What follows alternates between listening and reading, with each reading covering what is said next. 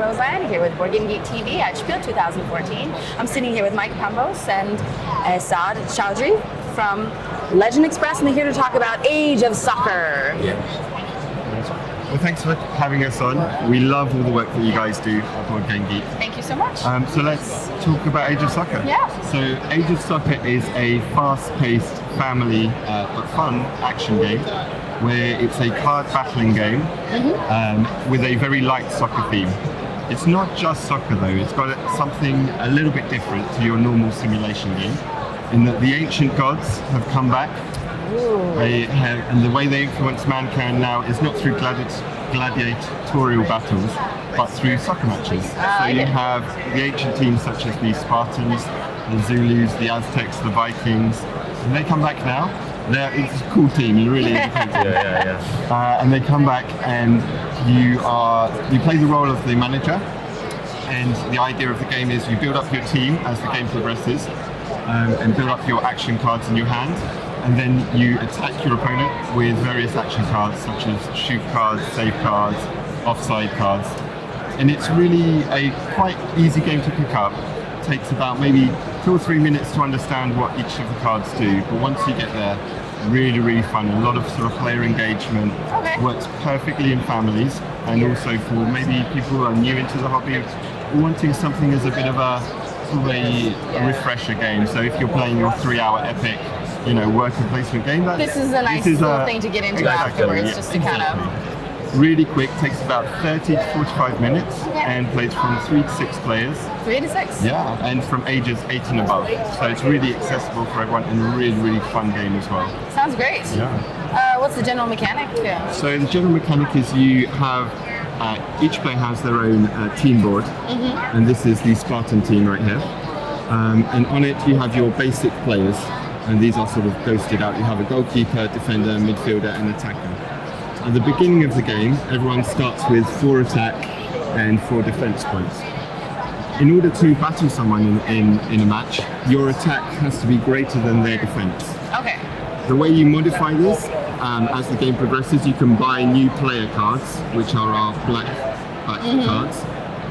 And each player is added to your team, and that will adjust your attack and defense points. So this is adding your 4 attack. Exactly, yeah. Pretty straightforward. Yeah. So we have, although you're playing the Spartans here, and we have a Spartan player, you can also add other players from additional teams into your team roster, and that will allow you to use special cards later on in the game, which maybe increase your attack, allow you to do sort of mythical super shots or super saves, allow you to steal more cards from your opponent.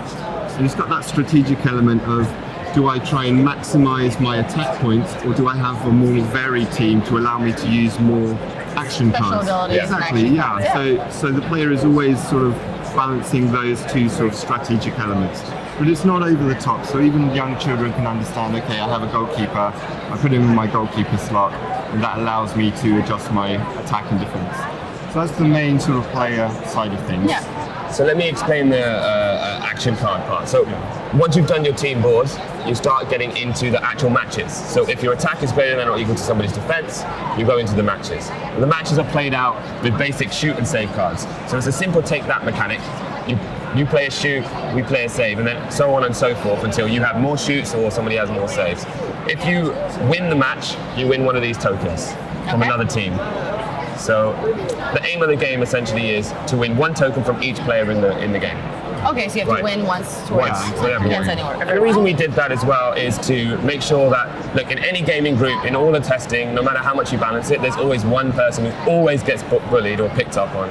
Always, I know the feeling. It's usually me. So what we did is we designed the mechanics so that what we would do is, if you do that, even if you are ganged up on because you're a weaker player or because you're just getting bullied, then you're always still in the game.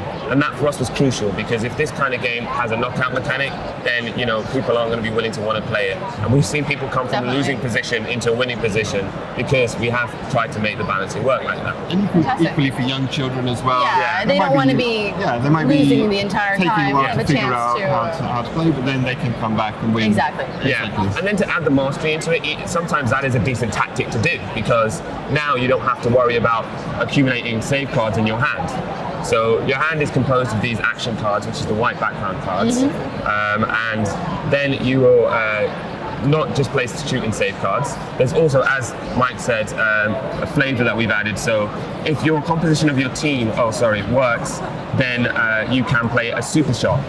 So if you have a Spartan player or a Spartan board, then you have a shot which is super, not unblockable, because to stop a super shot, you have a super save.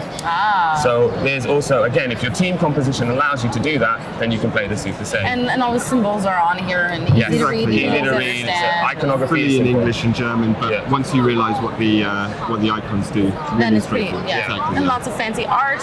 Yes. Yeah. Like it. The art is very fancy. But then, if that was just a game, we appreciate that it might be a bit stale. So what we've also done is added cards where people can interfere. So the offside card can be played by anybody in the game. So if me and you, Catherine, are playing a match, Mike he can chuck throw in an the offside offside. card on us. Because no matter if you're a god or not, if you're offside, you're offside. There's no goal. That's the one. So, and then we've obviously got some booster cards here that buff your attack and defense, and the counter attack, which switches the play and makes it vice versa. And again, this can be used as an interference card, so somebody else can play it. And then you've got your hand cards, so cards that affect your ability to take players from somebody else's team or to take cards from somebody else's hand. So we've got a bunch of cards here. Some have some special moves. Yeah, Mike might exactly. explain. As we mentioned, as well as having your super shots and super saves with your team, you can also draw more cards if you have, say, 2 players of the same team and you manage to acquire this card. So there is a real balance between maybe having a varied team or focusing on 2 or 3 players that you like. Yeah. So it kind of depends on the draw of the cards, Exactly, basically, yeah. Exactly. what you want to focus on. Yeah. So it's a very simple game, and the reason we've tried to create a game which is simple to play but difficult to master, which I think is the element for everybody as a game designer, Definitely. is because we play a lot of video games. I work in the video games industry.